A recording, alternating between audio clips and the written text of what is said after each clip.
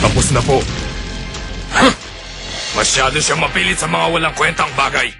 Alisin niyo na yan. Baka makatunog ang mga mamamahayag sa pagkawala ng kanilang ministro. Magpapahanda ako ng katulad niya para makasigurado. Ikaw ang bahala.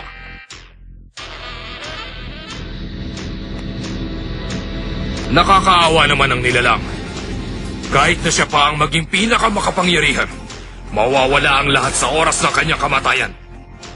Ayokong mangyari sa akin yun. Naintindihan ko ang ibig mong sabihin. 400 taon na rin ang lihim ng buhay na walang kamatayan. Ipinapangako ko na matutuklasan ko rin ang lihim na ito.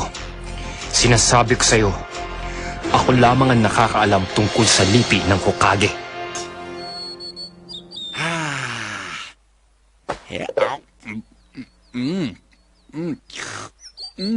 Good eats. O, dahan-dahan! Baka kayo madapa!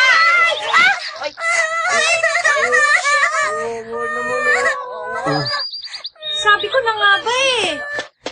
Huwag kang umiyak, halika. Alam mo, maya-maya lang mawawala ng sakit. Lilipad ng malayo.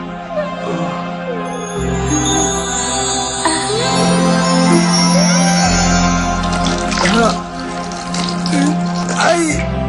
Wala na tuloy akong nakain!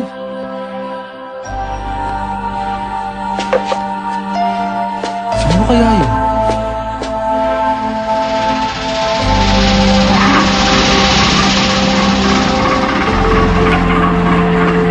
Teacher, tingnan niyo ang taas, oh. Bilisan na natin, delikado dito.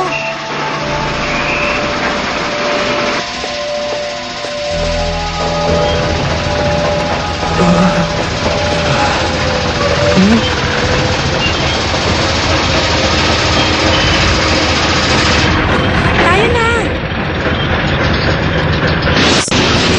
Takbo!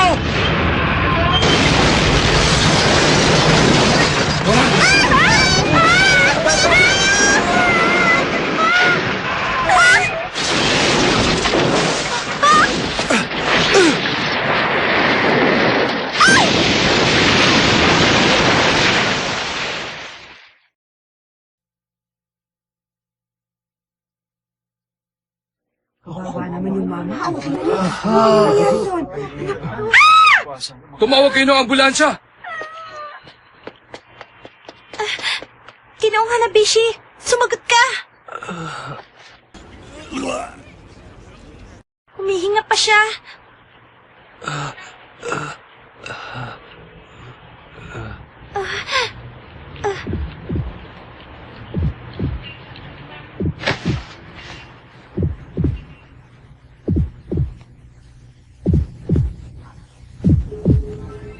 Reka, iniligtas mo ko. Kung di dahil sa'yo, patawala na ako sa mundong ito. Maraming salamat, Reka. Prinsesa. Wala yun. Sapat na sa akin ang iyong pasasalamat.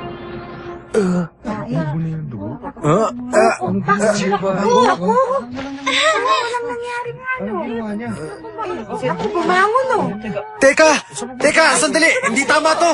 Ay, nakakahiya!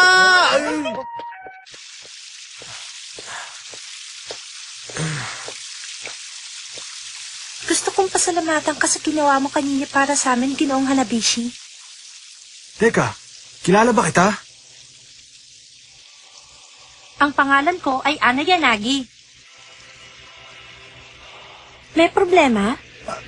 Wala. Kamukha ka lang nung prinsesa dun sa panaginip ko. Naku, may sugat ka pala. Ha?